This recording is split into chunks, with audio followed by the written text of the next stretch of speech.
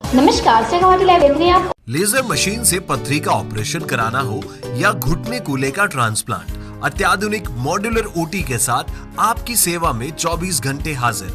सेहत का सच्चा साथी डूकिया हॉस्पिटल, गणपति नगर, मंडावा रोड, झुंझुनू के केंद्रीय मंत्री शेखावत की प्रेस वार्ता का अशोक गहलोत से जुड़ी सवालों ने किया हाईजैक। झुंझुनू की खुर्द-बुर्द हो रही हवेलियों के सवाल पर केंद्रीय संस्कृति पर्यटन मंत्री बोले, राज्य सरकार का विषय। भारत सरकार के संस्कृति और पर्यटन विभाग के मंत्री गजेंद्र सिंह शेखावत आज झुंझुनू दौरे पर रहे। इस दौरान उन्होंने सर्किट हाउस में प्रेस वार्ता को भी संबोधित किया। प्रेस वार्ता में उन्होंने कांग्रेस सरकार के आपातकाल को लेकर विस्तार से बताया। वहीं भाजपा की प्रेस वार्ता में अशोक गहलोत से जुड़े सवाल ही ज्यादा उछले, जिसके चलते लगा इस प्रेस वार्ता का अशोक गहलोत ने हाईजैक कर लिया हो।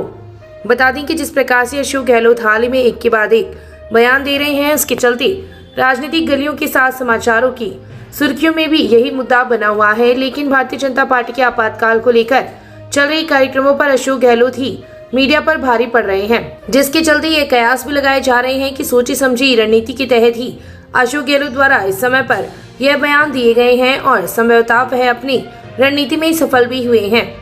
पत्रकारों के ज्यादातर सवालों में अशोक गहलोत द्वारा दिए गए बयान और जुबानी हमले ही प्रमुख रहे। वहीं संस्कृति और पर्यटन मंत्री ने यह तो बताया कि पिछले दिनों में रामगढ़ मंडावा क्षेत्र के दौरे पर गया था। जिस तरीके से लोग वहां पर ऐतिहासिक धरोहर का मॉडिफिकेशन कर रहे हैं, वह चिंता का विषय है। लेकिन झुंझुनू की ऐतिहासिक महत्व की पुरातन हवेलियां जिनको खुर्द-बुर्द कर दिया गया है, इससे जुड़े हुए सवाल को लेकर केंद्रीय मंत्री ने सिर्फ इतना ही कहा, यह पूर्ण रूप से राज्य सरकार का विषय है। बिना किसी विषय की जानकारी के मेरे लिए टिप्पणी करना उचित नहीं होगा।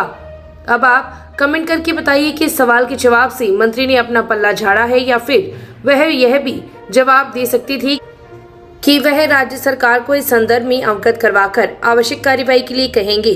Shekhawati library report, Jhunjhunu. के लिए दिल्ली में साजिश रची जा रही है। देखिए, मुझे लगता है कि वो उस बीमारी से ग्रसित हैं जिस बीमारी में उनको उनके द्वारा जो उनके समय में जो स्थिति थी, उसी स्थिति के स्वप्न आते हैं। उनके समय में इसी तरह की साजिशें होती थी। तभी उनकी सरकार को बार बार जो है वो होटलों में जाकर के रुकना पड़ता था। उनके समय जिस तरह का असंतोष था, उसके कारण से रोज उनको लगता था कि उनकी सरकार गिर सकती है। मुझे लगता है कि वो अभी उसी स्वप्न की अवस्था में जी रहे हैं कि ये भारतीय जनता पार्टी है। भारतीय जनता पार्टी इस तरह का न तो काम होता है, ये अनुशासित पार्टी है।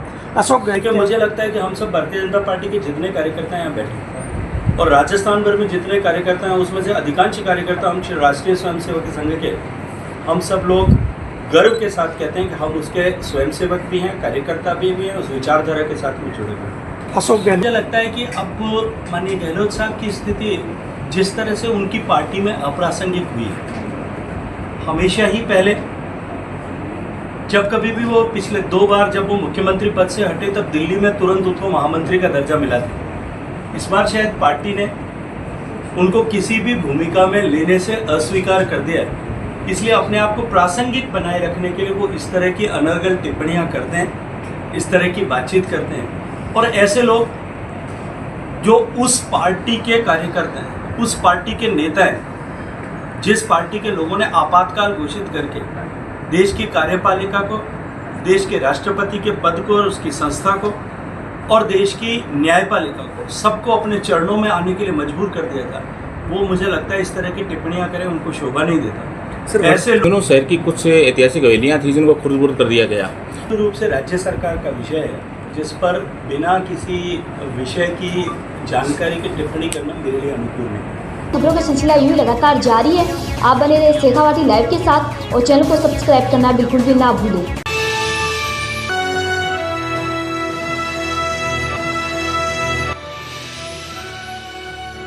ये है शेखावाटी लाइव, धड़कन शेखावाटी की।